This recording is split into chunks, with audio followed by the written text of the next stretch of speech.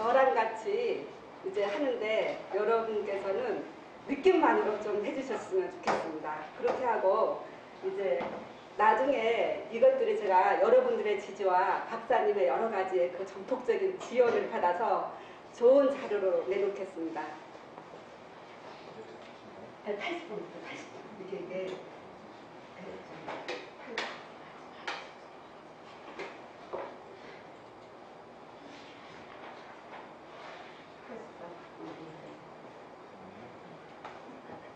아니 81번부터요. 그렇게 하면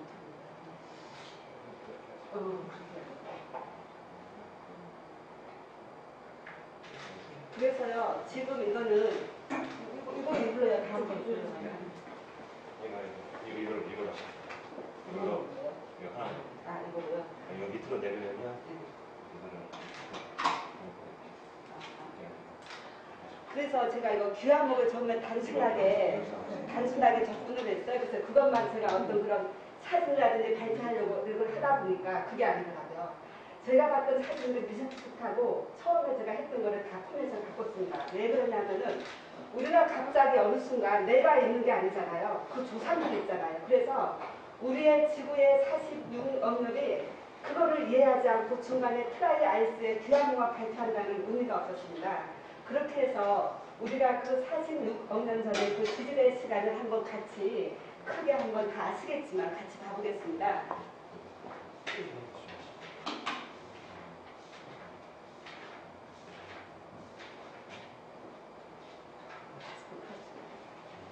그렇게 해서 우리가 그 지질의 시간은 여러분들도 잘 알다시피 명생위원회라서 하데스데그에서 우리가 흔히 말하는 그 선 캄프리아 시대라고 이렇게 하죠. 그 다음에서는 여기서 우리가 이제 직접적으로 우리가 지금 화석으로 많이 밝혀지고 하는 것은 지금 현생대입니다. 그래서 이 영원한 이거를 지나서 그 현생대에서 우리가 말하면 다 알고 있겠지만 5억 4천 년 전에 그 선 캄프리아 시대의 말기에 어떤 원인인지 모르지만 빙하라든지 아주 추적되는 여러 가지 원인에 대해서 그 대멸종이 일어나고 다시 그 현생대 5억 4천만 년대에 그 다시 그 모든 동물들이 생물群들이 다시 아주 이렇게 대폭발하는 시기가 나타납니다. 그래서 우리는 이 시기를 캄프리아기 대폭발이라고 그러는데 척추를 뺀 무척추 동물의 95%의 그 동물문이 이때 나타난다고 합니다. 그러고 하면서 그 현생대에 고생대가 시작이 되는데요. 그래서 이제 고생대에서는 약 그 5억 4천 년 전인데 이게 조금마다 다르더라고요. 그래서 박사님이 강의하신 거는 5억 4천 년 전인데 여기는 5억 7천 년 나는데 뭐 그게 크게 중요하지가 않고요. 그래서 이때는 삼력충으로 대표되는 시기입니다. 그래서 이제 그 삼력충들이 그 바다에서 얕은 바다 속에서 여기에서 어떤 그런 탈산 칼슘을 축적하는 시기라고 보고요. 그렇게 하시고 이때 그렇게 보면서 고생들을 전체적으로 보면은 그 오르도비스기에다가 있는데 이때도 식물이 등장을 했지만은 아직 보관된 게 없대요. 발표되는 게 없어서 우리가 실질적으로 그 식물의 그 화석을 잘 볼 수 있는 것은 실루리아기 시대인데요. 이때 드디어 그 얕은 바다에서 어떤 그런 생물들이 모여 살다가 드디어 우리의 그 지구에 산소가 등장합니다. 산소가 등장하면서 육상식물이 드디어 얕은 바다에서 어떤 진화를 거쳐서 그 육지로 올라와서 산소를 그러니까 즉 태양빛을 내려치는 그 오존층이 없었어요. 그전에는. 그래서 생물이라든지 식물이 살 수가 없었어요. 근데 산소가 10%의 산소가 생기면서 오존층이 생긴 거죠. 즉 우리의 선크림 역할을 한 거예요. 그러면서 그 아주 자외선에서부터 그 살 수 있는 거를 하고 육상식물이 하는데요. 그 육상식물을 제가 이따 보여드리겠습니다. 그렇게 하고 그 다음에 대봉부에 오면서는 그 시류락이 시작됐던 육상식물이 진화를 하면서 거의 어떤 그런 거대한 숲을 이룹니다. 즉 숲을 이루고 그러고 나서는 석탄기로 와서는 그 식물들이 말 그대로 석탄층을 이루면서 거대한 숲이 하나의 태적이 되면서 지금의 우리 석탄층을 이루는데 우리가 잘 아는 강원도의 장성 탄광 같은 경우에 다 이 석탄기에 만들어진 원시의 그 숲이 퇴적된 결과물입니다. 그렇게 하고 그 다음에서는 이제 페룬기에 와서 걸씨 식물이 등장하면서 제가 오늘 발표할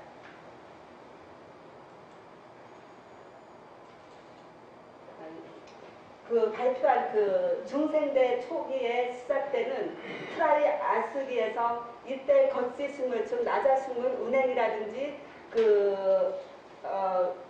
석숙노라 그래서 그런 소철 종류의 새들이 그런 종류의 그 식물들이 트라이아스기에 그 어떠한 원인인지 확실하지는 않지만 어떤 그 원인에 의해서 갑자기 지하에 매몰되면서 지금 우리가 가게 된 트라이아스기의 귀화목을 보게 된 것입니다. 그래서 중생대에서는 걸씨 식물이 많이 전성하는 시기라 보고요. 이제 참고적으로 그때 파충류도 같이 중생시대 하면 주라기 공원하고 나는 것처럼 파충류가 아주 전성하던 시기였고 그 다음에서는 양치 식물이 이때 그 대봉기로 가면서 아주 주류를 이룹니다. 그렇게 하면서 석탄기로 가면서 그게 대숲을 이루면서 그렇게 된다는 것이고요.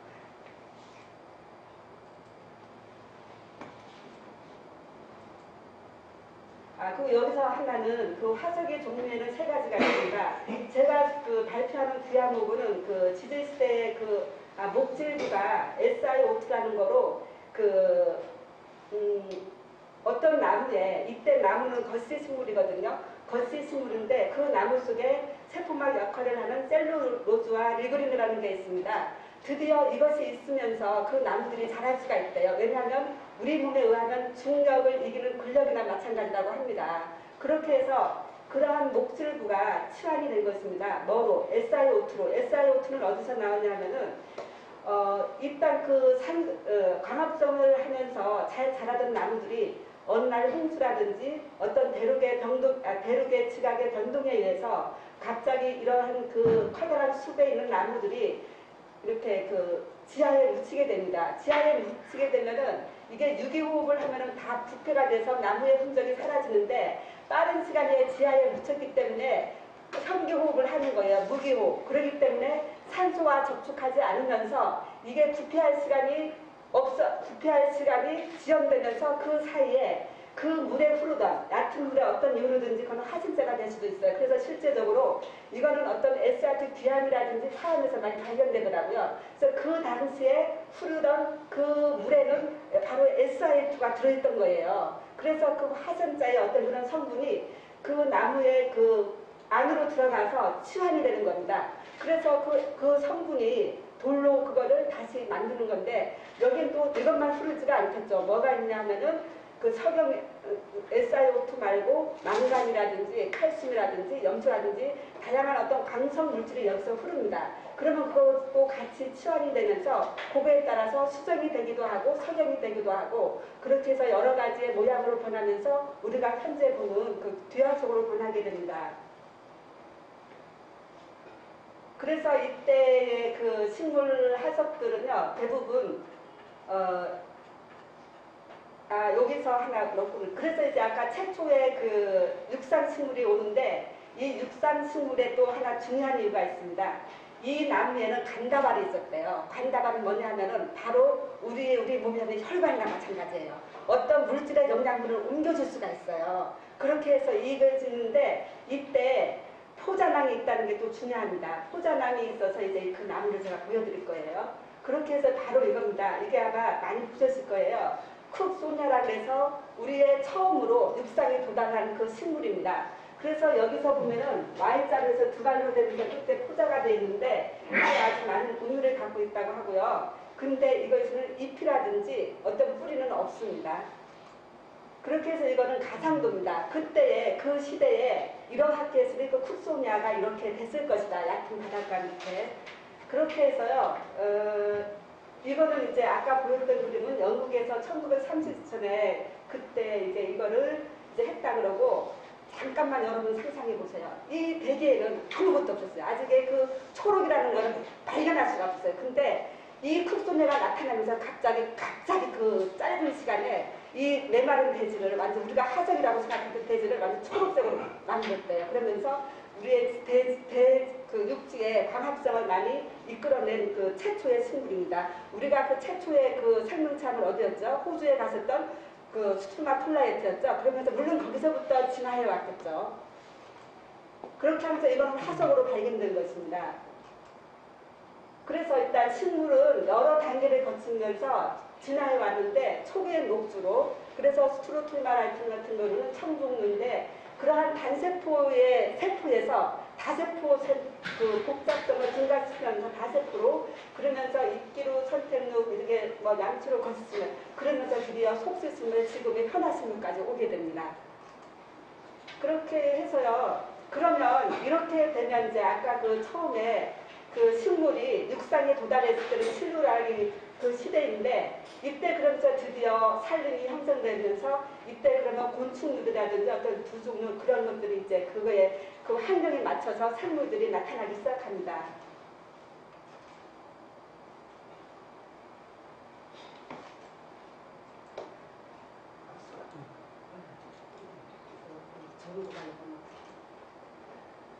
예, 그렇게 해서요. 이거는 그 다음에 실루라기 다음에는 어디냐면 그 다음 대봉기로 갑니다. 대봉기로 나타나는 이거는 인목류의 하나라고 하는데, 이건 또 이제 그 대봉기를 했다가 페론기로 오면서 또 거기에 어떤 그 지각동중에 의해서 이 나무도 멸종을 하게 되는 그런 나무인데요. 그러면서 그거의 분화로 지금 또 조금 남아있는 것도 있긴 한데, 그래서 이거는 그래서 발견이 된 화석들이고요. 그리고 이거는 그 대봉기 시대의 어떤 그런 나무들을 말하죠. 그래서 여기에서 이제 조금 이렇게 제가 좀 앞뒤하고 지금 구성이 잘 연결이 안 되긴 하는데, 대봉기의 풍경입니다. 상상도예요. 그러면 여러분 저 젊을 때까지 그쪽하게 생긴 건 뭘까요? 저것은 바로 이런 년들에 생긴 우리의 버섯의 시초입니다. 곰팡이로. 그렇게 해서 이 곰팡이를 말하는 거고요. 이것도 이제 그 페론기에 와서 이것도 멸종하게 되고, 그 아주 키 작은 이제 고사리 종류가 지금 남아서 그 이제 된다고 하는데요. 그래서 일단 이렇게 해서 이런 과정을 거치면서 이거는 그 아까에 봤던 버섯의 그 화석입니다. 그 내부를 그 슬라이스로 이제 찍어 놓은 거예요. 그래서 그 안에 어떤 그 균사체라든지 펑거스 어떤 그런 거를 보여주는 거고요. 그렇게 해서 마늘에 이제 그때 제가 이제 이거를 이제 끝까지 발표를 못하기 때문에 버전이 틀려요. 이게 이건 연습용이었는데 그 완성된 버전도 별거는 없긴 한데, 그래서 제가 여기서 좀 이따가 그걸 찍은데요.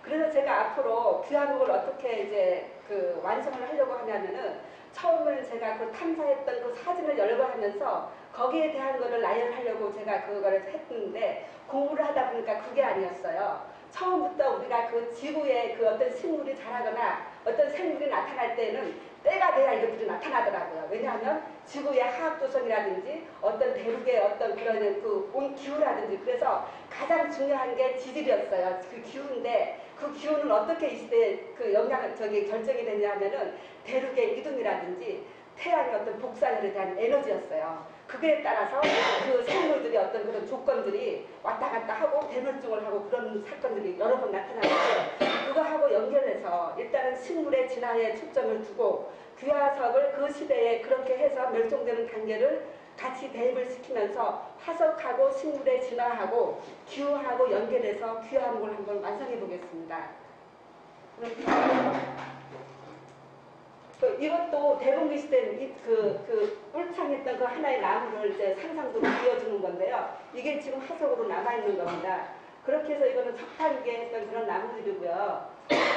근데 이것도 이제 석송류의 종류예요. 이것도 지금 없어졌다고 합니다. 되게 아름답죠. 이게 상상도입니다. 석탄기 시대의 그 울창한 숲을 보여주는 거고, 이게 바로 이건 되게 인공입니다. 중요한데 자료 괜찮아요. 그 석탄기부터 폐렴기까지는 지구상의 산소 농도가 30%까지 올라갑니다.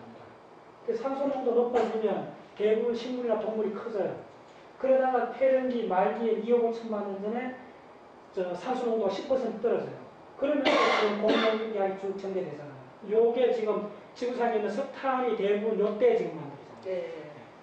그렇게 해서 이제 하고, 이것도 이제 되게 아름답죠. 상상도입니다.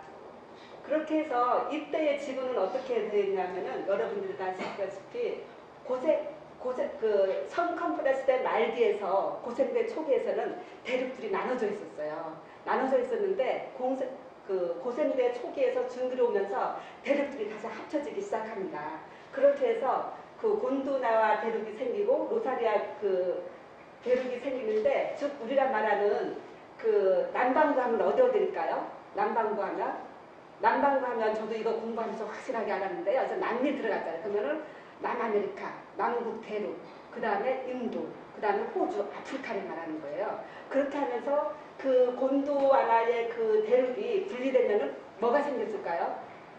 그렇게 하면서 대서양이 생깁니다. 아프리카하고 북아메리카 판이 나눠지면서 그렇게 하고 인도양은 그 로사리아에 있는 그 이게 분리되면서 이게 다시 인도양이 생깁니다. 하여튼간에 여기에는 그 지구를 이거를 공부하다 보니까 우리가 진짜 세상은 넓고 할 일이 많은 것처럼 여기에 흥미로운 무지무지한 정말로 그 뭐랄까 알고 싶은 지식들이 너무 많은 거예요. 그래서 제가 지식의 대폭발이 아니고 지식에 대한 욕구의 대폭발이 일어난 거예요. 아니 근데 잠깐 자료가 굉장히 좋은데 집도 찾았어요? 집도 찾았어요. 지난번에 조카한테 다시겠더니. 그리고 이거는 제가 다 했어요. 일본으로 가겠습니다. 일본으로 조금만 해주세요. 그래서 이제 귀화도로 갈 건데요.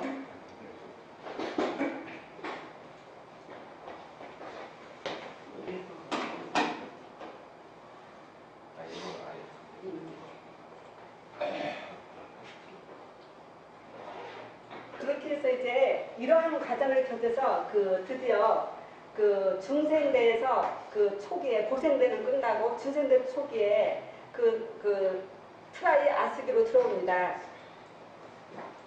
그러면 그 중생대 초기에 그 트라이 아스의 그때 기후는 어떻게 했냐면은 산소 농도는 지금보다 3도씨가 높고 CO2 농도는 지금보다 낮았다고 하네요. 물론 그게 얼마인지 제가 감은 못 쟀지만 산업 이전 시대보다는 높지만은 지금의 CO2 농도보다는 낮다고 하는데 저도 잘 이해는 아직 안 됐어요. 근데도 불구하고 여기에는 고생대 말에서부터 시작한 그런 육상 그 식물이 올라오면서 진화하면서 아주 커다란 숲을 이루었다고 합니다. 그랬을 때 그때의 그 펄티드 이게 연구 잘하는데 이거를 그래서 누워있는 나무라고 쓰러졌기 때문에 그렇게 해서 이제 이것들이 이제 쓰러졌는데 그럼 이것이 왜 쓰러졌느냐 그때 여러 가지 원인이 있는데 아직 확실한 거는 이제 모른다고 하는데 가장 유력한 거는 운석 충동설로 부는 경우도 있고 이제 대멸종이 근데 그거가 왜 그런지는 제가 좀 더 자료를 찾아서 가장 확실한 자료, 가장 그 지질에 맞는 그런 것들에서 이제 연결을 시키겠습니다. 그렇게 해서 어떤 이유로 인해서 이 나무들이 다 쓰러졌어요. 근데 쓰러져서 아까 말하듯이 이게 그 지하로 매몰이 된 거예요. 그러면서 약 700만 년 전, 700만 년 전에 로키 산맥이 융기를 합니다. 그 여러 가지의 그 대륙들이 조산 운동을 하면서 거기에서도 대륙이 또 합쳐지면서 이때 로키 산맥이 더 높아지면서 이때 이것들이 융기가 되는데 그때 이것들이 바다 밑에 있던 게 지하에 있던 게 융기되면서 그 다음부터 퇴적이 된 거예요. 퇴적이 되었다가 다시 이것들이 발견되는 층은 물론 그대로도 발견이 되지만 그 진흙이 우회가 있었대요. 진흙이 우회가 있어서 그거를 사암이라고 그랬나? 사암층인데 그 물이 오더라도 비가 오더라도 그 비가 그 속에 다 침투할 수가 없대요. 그게 진흙이기 때문에. 그래서 이번에 우리가 그 그랜드 세일 전파남 이렇게 전파남이요. 그래서 이번에 우리 그 어디죠? 그랜드 캐년인가 갔을 때 그 소금 사막 갔는데 여기는 사막지대인데도 불구하고 홍수가 난다는 거예요. 그걸 이해를 못했어요. 그런데 이거를 공부하다 보니까 그 답이 나왔어요. 왜냐하면 이게 이거 뭐죠? 이게 사막이지만 비가 오면은 강수량이 그렇게 많지도 않아요. 물론 한 번에 싹 오지만 한 번에 그 몰려서 오는 그 강수량이 그 진흙 때문에 스며들지를 못하는 거예요.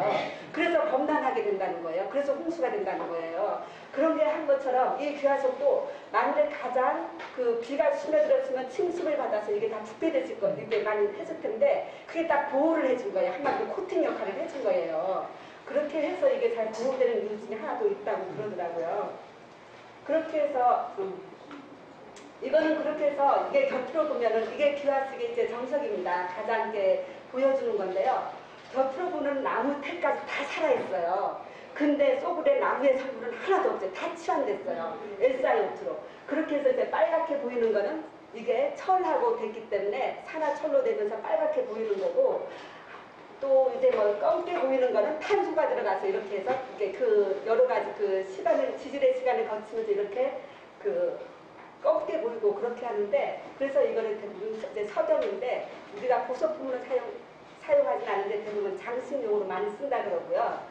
그렇게 해서 이제 이거의 고생물학적 요인은 아니 글쎄 이제 요인은 이제 이거를 통해서 이제 공부하다 보니까 그 시대의 지질의 기후가 어떻게 했는지, 둘째는 그 시대의 생물학적 환경은 어떻게 했는지, 그런 기후라든지 어떤 그런 생태 변화, 생물학적인 그런 그 적응하는 그런 것들이 진화라든지 또 그런 지질의 어떤 변화에 대해서 아주 중요한 그 지표가 된다고 합니다. 이상입니다. 네.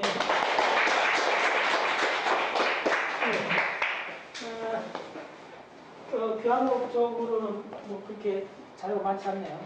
네, 좋아했던. 한 가지 저 마음에 드는 거는 보세요. 이제 이게 작자세 다 오는 거예요. 뭐냐면 교환목을 해도 지질 그 고생 때부터 전체를 이렇게 훑어오면서 그 속에서 어떤 의미를 갖는가 이야기했죠. 그래서 그 포인트가 좋았고. 근데 교환목 저 자료는 사실은 좀 더 보강해야 됩니다. 네. 그렇죠. 우리가 이번에 갔을 때 교환목 단지 이렇게 쭉 보면서 아까 그 지금 고생대 그 뭡니까 그 실로아기, 대봉기는 물고기 시대죠. 또 석탄기 이렇게 가면서 3억 7천만 년 전에 그 포인트만 잠깐 기억하시면 됩니다. 최초로 나무가 소위 말해서 수직으로 한 30km, 30년 정도 자란 나무가 강가에 형성이 돼요. 3억 7천만 년 전에. 그 다큐멘터리를 보면 그대로 다 나옵니다. 근데 그때 나무는 가지하고 잎이 같이 떨어져요. 지금 나무가 잎만 떨어지잖아요. 근데 그때 가지, 아까 그 사진이 나왔어요. 그 나무가. 다큐멘터리 나왔던 나무가 지금 사진 나왔어요. 가지하고 잎이 떨어지는데 그때는 지구 대륙 전체에 나무가 있었던 것이 아니고 양치식물이나 그 거시식물은 주로 뭐냐면 그 양치식물은 포자로 하기 때문에 물이 있어야 돼요. 강가를 많이 벗어날 수가 없어요. 그래서 강가에만 나무들이 이제 자라기 시작해요. 아까 그 버섯 종류 양치성 봤잖아요. 굉장히 크게 30m까지 자라요. 자라는데 그때 그 나무들은 잎하고 가지 같이 떨어졌어요. 떨어지면서 그게 강에 이렇게 비버댐처럼 강에 막 가지가 이렇게 붙어버린 거예요. 그게 왜 중요하냐면 그때 그 바다에서 강으로 올라오는 그 큰 물고기에 안 잡아먹히려고 도망오는 그 아름다스피스라는 그 이름의 쪼매는 물고기들이 있었어요. 네. 그 물고기들이 큰 물고기가 막 저 작은 물 하니까 강으로 막 도망을 가는데 나무 가지들이 많잖아요. 그래서 이 앞지르미가 나무 가지를 해치는 놈으로 점점 바뀌기 시작했죠. 그렇게 이제 건육이 붙잖아요. 그 건육으로 3억 6천만 년쯤에 최초로 육지로 물고기가 올라오는 거예요. 양소리로 바뀌면서 물고기가 올라오기 시작합니다. 그게 식물 그때 그거는 속성하고 다 링크가 되어 있어요. 그래서 꼭 기억하시는 게 3억 6천만 년쯤에 드디어 물고기가 양수를 했냐 육지로 올라오는 거. 네. 그런 얘기를 좀 기억하셔야 돼요. 네. 뭐 이야기를 나왔는데 뒤에 쭉 하겠습니다. 다음 분.